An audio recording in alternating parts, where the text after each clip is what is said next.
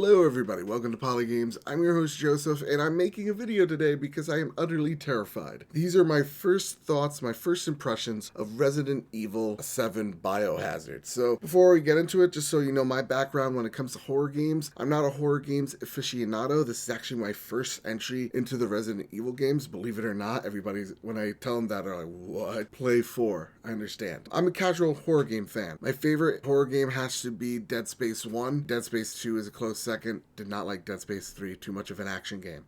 Nonetheless, though, I was really excited about getting into this game. It seemed like the first horror game since, for me, Dead Space that just didn't offer just jump scares. It seemed horrifying. And that's what this game really delivers, is horror. For the first 6.5 hours that I've played it on the Xbox One, it has delivered nothing but terror and anxiety. The first hour, it plays on your anxieties, it plays on your fears, and it toys with you. For the first couple of minutes or 40 minutes into the game, it keeps throwing out these little horror cliches that you think something is going to pop out but never does. It gives you maybe a few little small frights here or there to kind of alleviate some pressure, but then it quickly adds some right after it goes and alleviates that scare.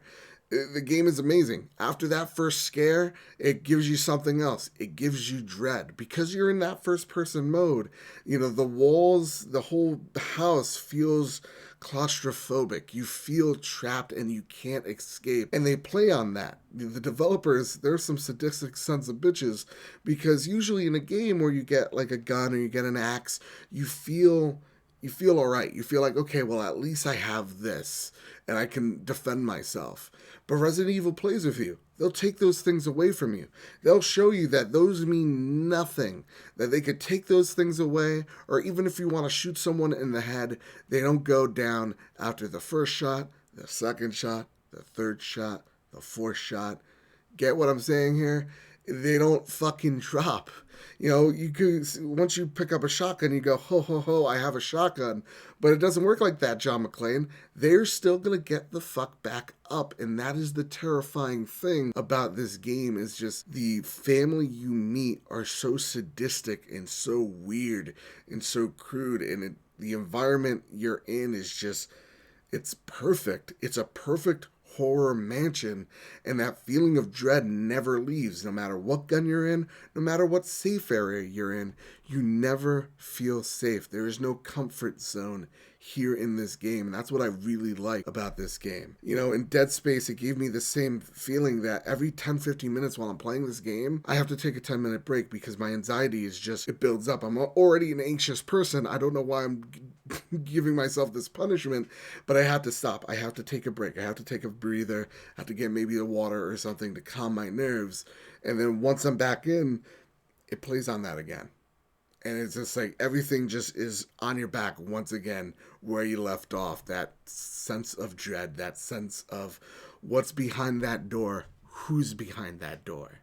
Now, there are some negatives. There are a lot of positives, but there are some negatives. AI is a little dumb. You can read their patterns almost immediately. The mouth and voice acting, sometimes they don't align right. I know this is a Japanese game, and I understand that, but still, Mia's voice does not match her lips when they move. And hair.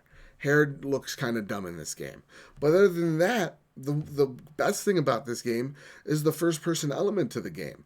The first-person element is refreshing and really horrifying. You know, the one thing about Dead Space, one thing about Resident Evil, is that you're always technically behind someone because there's third person, right? You're always technically behind someone because your character is going to get ripped apart, not you. So it doesn't seem, you know, you see those gruesome deaths, but they're just like, okay, it's him, not me. And in this game, because it's that first person element, you do feel claustrophobic. When those death scenes come, you are horrified and stunned because you're like, holy shit, that's me. I award anybody playing this in VR.